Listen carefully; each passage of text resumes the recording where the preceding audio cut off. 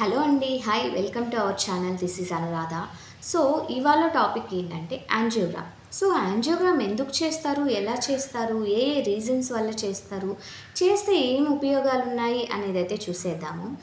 And ఈ angiogram అనేది invasive procedure అన్నమాట. సో, ఇన్వేసివ్ ప్రొసీజర్ అంటే ఏంటంటే బయట నుండి ఒక చిన్ని కెమెరా కానీ లేదా కథెటర్ కానీ బయట నుండి ఒక ప్రోడక్ట్ కానీ మన బాడీలోకి పంపించి సో మన బాడీలో ఏమన్నా డిఫెక్ట్స్ ఉన్నాయా, ఏమన్నా అబ్నార్మాలిటీస్ ఉన్నాయా, ఏమన్నా బ్లడ్ క్లాట్స్ ఉన్నాయా, ఏమన్నా ఇష్యూస్ ఉన్నాయా అనేదైతే చూస్తారనమాట.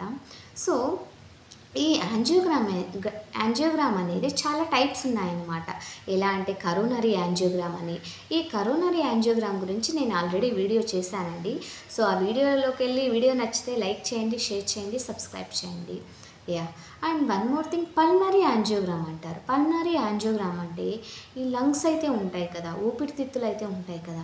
సో ఊపిరితిత్తుల్లో ఏమైనా బ్లడ్ క్లాట్స్ ఉన్నా, లేదైనా ఇంకటి ఏదైనా ఇష్యూస్ ఉన్నా, లేదా బ్లాకేజెస్ ఉన్నా ఏం చేస్తారంటే ఈ యాంజియోగ్రామ్ ప్రొసీజర్ ద్వారా బ్లాకేజ్ అనేది ఐడెంటిఫికేషన్ అయితే చేస్తారనమాట. Yeah. And one more thing, peripheral angiogram అంటారు. పెరిఫెరల్ యాంజియోగ్రామ్ అంటే పెరిఫెరల్ బాడీ అంటే మనం మిడ్ లైన్ కాకుండా రైట్ సైడ్ బాడీని, లెఫ్ట్ సైడ్ బాడీని పెరిఫెరల్ పార్ట్స్ అనేసి అయితే అంటారనమాట. సో ఈ బాడీ పార్ట్స్లో, పెరిఫెరల్ పార్ట్స్లో ఏమన్నా బ్లడ్ క్లాట్స్ ఉన్నాయా, లేక ఏమైనా ఇష్యూస్ ఉన్నాయా అనేది అయితే ఈ యాంజియోగ్రామ్ ప్రొసీజర్ ద్వారా ఐడెంటిఫై అయితే చేస్తారనమాట. యా.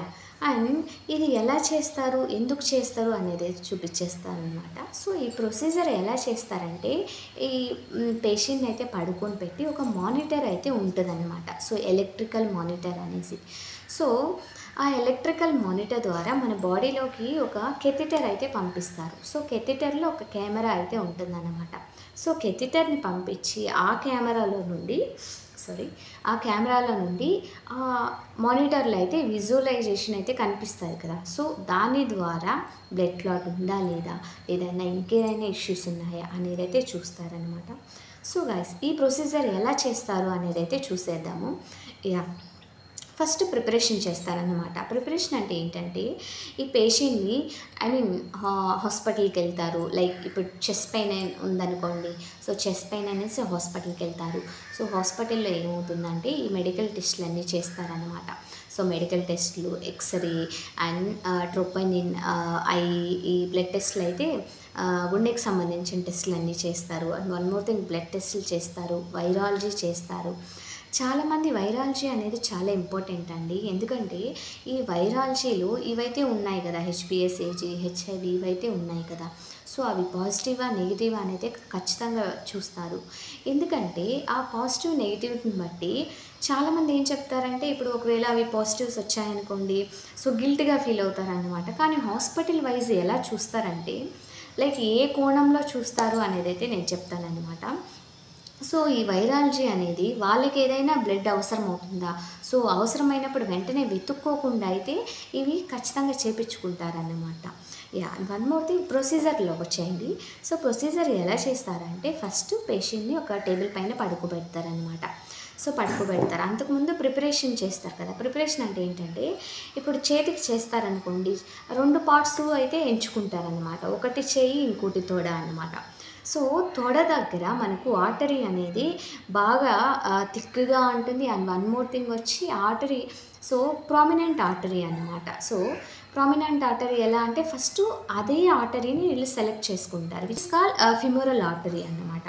సో తొడ నుండి మ్యాక్సిమం యాంజియోగ్రామ్ చేయడానికి అయితే ట్రై చేస్తారనమాట. అండ్ వన్ మోర్ థింగ్, తోడ నుండి కుదరలేదు అనేసి అంటే చూడండి, ఇది బ్రేకియల్ ఆర్టరీ ఉంది కదా. సో బ్రేకియల్ ఆర్టరీని సెలెక్ట్ చేసుకుంటారు. సో ఇవి సెలెక్ట్ చేసుకునే ముందు ప్రిపరేషన్ అంటారు. అది ఎలా అంటే ఆ చేతి దగ్గర, తొడ దగ్గర నీట్గా హెయిర్ అయితే రిమూవల్ చేసేస్తారనమాట. ఈ హెయిర్ రిమూవల్ ఎందుకు చేస్తారు హాస్పిటల్స్లో అంటే ఇన్ఫెక్షన్ ఏదైనా లోపలికి ఎంటర్ అవ్వకుండా, అండ్ వన్ మోర్ థింగ్ అందుకనేసి బయట కంటామినేషన్ వల్ల లోపల బాడీకి ఎఫెక్ట్ అవ్వకూడదు అనేసి ఈ ప్రిపరేషన్ అయితే చేస్తారనమాట. యా. సో ప్రొసీజర్లోకి వెళ్ళేసరికి ఫస్ట్ టేబుల్ మీద పడుకొని పెడతారు. పేషెంట్ని పడుకొని పెట్టిన తర్వాత ఏమవుతుందంటే అనస్థీషియా ఇస్తారనమాట. అనస్థీషియా అంటే కాస్త మత్తు అనేది ఇస్తారు చేతికి కానీ తొడకి కానీ. ఎందుకంటే అది వెళ్ళి ప్రొసీజర్ అయ్యేంత వరకు అంత పెయిన్ తెలియకూడదన్నమాట. సో పేషెంట్ అయితే కాన్షియస్లోనే ఉంటారు కానీ పెయిన్ తెలియదన్నమాట. వన్ మోర్ థింగ్, పడుకొని పెట్టి అనస్థీషియా అయితే ఇస్తారు కదా. సెకండ్ థింగ్ ఏం చేస్తారంటే ఈ క్లీన్ చేసిన పార్ట్స్ అయితే ఉన్నాయి కదా, which is called radial artery కానీ తొడ దగ్గర కానీ క్లీన్ చేసి ఉంటారు కదా. సో ఆ ప్లేస్ నుండి ఒక కెథిటర్ అనేది లోపలికి బ్లడ్ వెజల్ లోపలికి పంపిస్తారనమాట.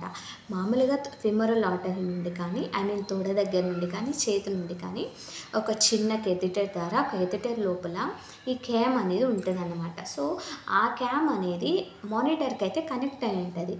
సో ఇప్పుడు ఈ బ్లడ్ వెజల్లోకి ఈ బ్లడ్ వెజల్లోకి కెథిటర్ వెళ్తూ ఉందంటే సో ఆ బ్లడ్ వెజల్ అంతా మనకు మానిటర్లో విజువలైజ్ అవుతుంది, కనిపిస్తుంది అన్నమాట. అండ్ వన్ మోర్ థింగ్, ఒక కాంట్రాస్ట్ ఏజెంట్ ఇంజెక్షన్ అయితే ఇస్తారనమాట. ఒక కాంట్రాస్ట్ ఏజెంట్ ఇంజెక్షన్ అయితే ఇస్తారు. సో ఆ ఇంజెక్షన్ ఇవ్వడం వల్ల ఏమవుతుందంటే ఆ బ్లడ్ వెసల్ అనేది క్లియర్డ్గా కనిపిస్తుంది. ఎంత క్లియర్డ్గా కనిపిస్తుందంటే మనకు ఆ నరం అనేది బాగా కనిపించి ఆ నరంలో ఏమన్నా బ్లడ్ క్లాట్స్ ఉన్నాయా అనేది అయితే కనిపిస్తుంది అన్నమాట. సో దట్ తర్వాత ఇమేజ్ అనాలిసిస్ చేస్తారు. ఇమేజ్ అనాలిసిస్ ఎలా చేస్తారంటే నేను చెప్తాను. సో ఫస్ట్ ఇక్కడ నుండి పడుకొని పెడతారా, క్లీన్ చేసి ఉంటుందా ఆల్రెడీ పాటు. సో ఇక్కడ నుండి సపోజ్ చేతి నుండి కెథిటర్ లోపలికి వెళ్ళింది. సో ఇక్కడ నుండి చేతి నుండి డైరెక్ట్గా కెథిటరు ఈ హార్ట్ లోపలికి పంపిస్తారనమాట. సో హార్ట్ లోపలికి పంపించినప్పుడు హార్ట్లో ఏమన్నా క్లాట్స్ ఉన్నాయా లేదంటే ఇంకేదైనా ఇష్యూస్ ఉన్నాయా అనేది అయితే ఈ మానిటర్ అనేది చెప్పాను కదా. సో బయట టీవీ అయితే కనెక్ట్ అయి ఉంటుంది, లోపల ఉండుకునే స్కాన్ కనెక్ట్ అయి ఉంటుంది.